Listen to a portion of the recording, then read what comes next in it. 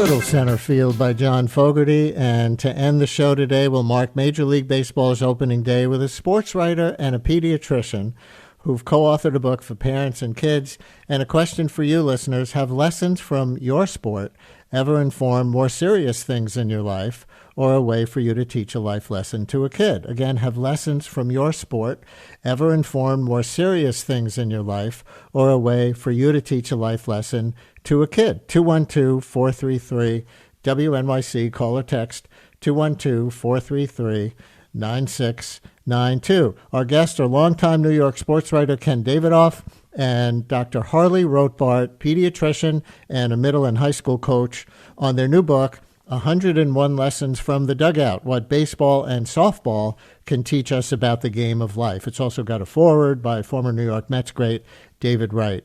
And listeners, don't tell Ken, but there may be a question before the end of this segment about the Mets and the Yankees here on opening day. Ken and Dr. Rothbart, congratulations on the book. Welcome to WNYC.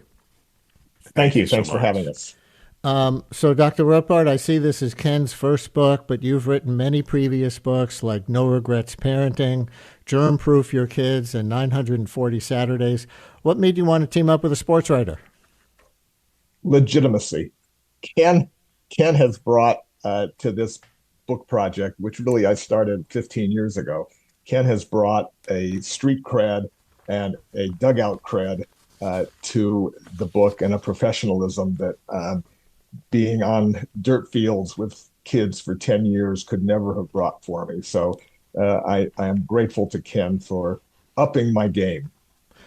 A doctor tells a sports writer that he adds legitimacy. That's a new one. But Ken, I'll let you model this for our callers with a really easy example from the book. Lesson number 19, the sacrifice. And for people who don't know, that's a play in baseball where a batter intentionally makes an out for himself to help a teammate move up a base. So talk about the sacrifice, lesson 19, as you have it in the book.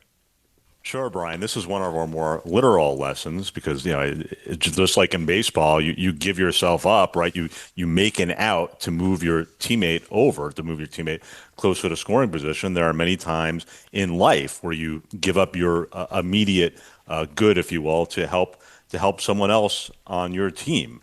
Reading from the book, sometimes being generous and helping others may set you back, but you'll feel good about your sacrifice even though you may be out of the time you spent or the money or stuff you generously gave away. Dr. Rothbart, in a way, the whole concept is a cliche, right? Life lessons from sports. But sports, for most kids, is playtime.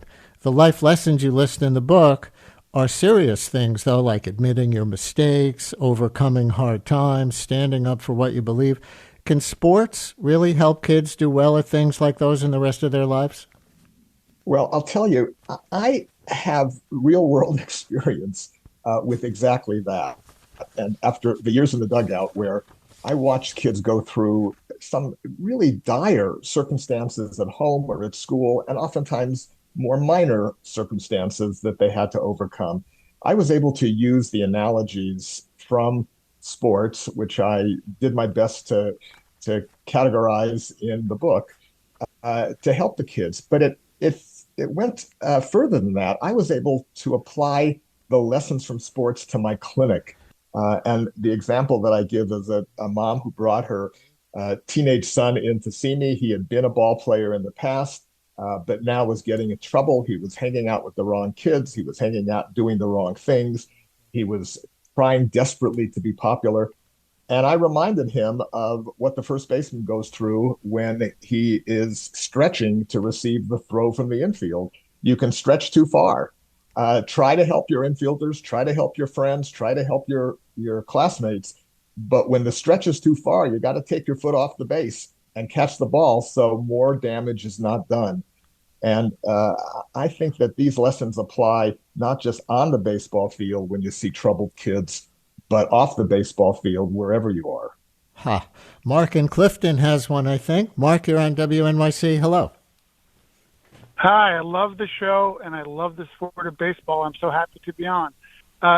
Playing baseball, Little League as a kid, and hitting taught me so many things that I apply to my entire life. And the one I think about all the time is that a 300 hitter who's, at the top of the league does nothing 7 out of 10 times that they come to the plate. And so much of being a great athlete and then connecting with whatever your work is and whatever your goal is keeping your head together those 7 times that nothing happens to make those 3 possible. And it's a wonderful perspective that I was able to pick up early from trying my best to hit as a kid. Nice, Mark. Thank you very much. Here's one, Ken, that maybe is a little bit intriguing compared to some of the others. You have one about lying. Lesson 22, fake bunts. Where do you go with that? Yeah, that's an interesting one. And I have to admit, Brian, that's one where I actually asked my son who played Little League, because Harley came up with the idea of equating the fake bunt with lying, and my son confirmed that happens a lot at the youth level. But the idea, a fake bunt is sort of a white lie, especially at the youth level, right? You kind of flash bunt like you're going to bunt, and you're trying to fake out the defense and throw them off guard. And the idea being, it seems harmless, but it can cause a little bit of damage. White lies are life's fake bunts, sneaky and a little dishonest. People who tell white lies usually mean to protect someone's feeling, to hide bad news. Instead, white lies often backfire, hurting others by causing false hope and disappointment and losing their trust. So that was an interesting one. There was a big segment there somewhere on white lies versus radical transparency. Mark in Norwalk, you're on WNYC. Hi, Mark. Hello, Brad. How are you? Good. What you got? Okay, so I'm a sailor, and sailing is the perfect metaphor for life.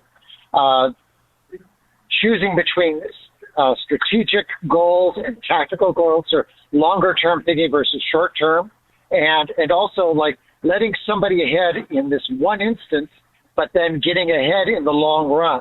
Mm-hmm. Also, just the discipline that is required to practice and study and everything, and you just get better. And it's the same thing in life. You have to practice the things and work hard. Mark, thank you very much.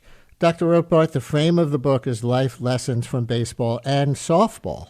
A generation ago, softball wouldn't even have been in there, but I imagine it's your way of being gender inclusive in a modern book for kids, because that's what girls play on their teams, obviously. Do you have anything gender specific that some of these lessons, apply especially to softball or to girls because of their position in sports or society as a whole? Well, I think that the issues of self-image, really they apply, they're not gender specific. They apply to everyone, but maybe, forgive me if I'm stereotyping, maybe girls are more conscious of self-image.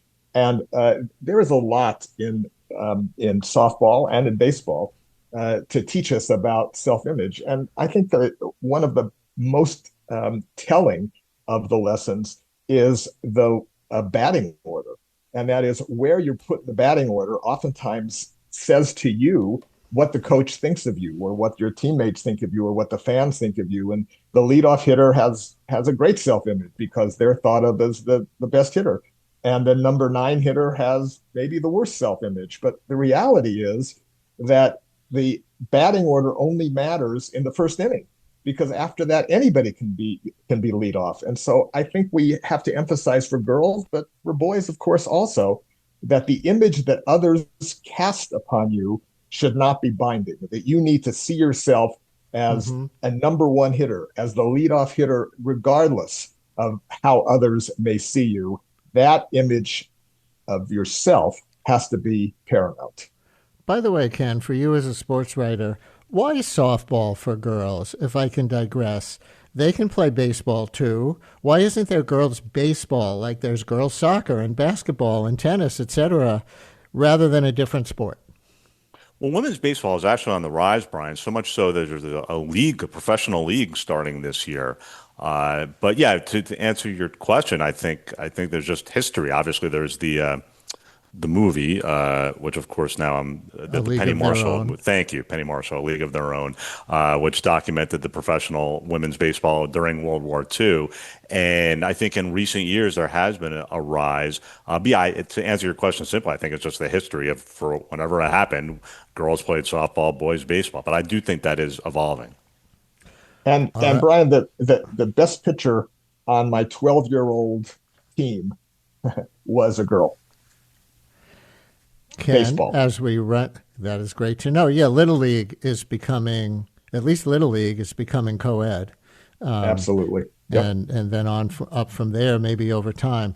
We're almost out of time. Ken, for you as a sports writer for more than 30 years with the Post, Newsday, Bergen Record, I see you grew up as a Yankee fan.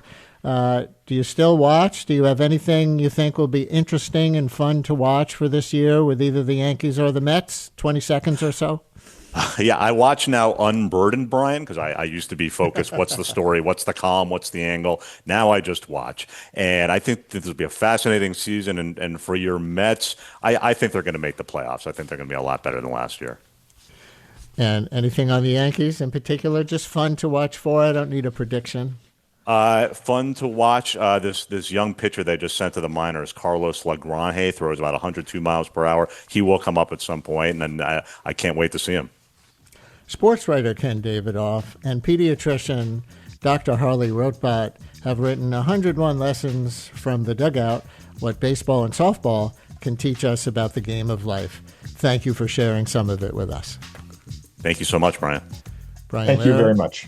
On WNYC, we're going to end the show with sports, too, about St. John's basketball tomorrow. But for now, stay tuned for Allison.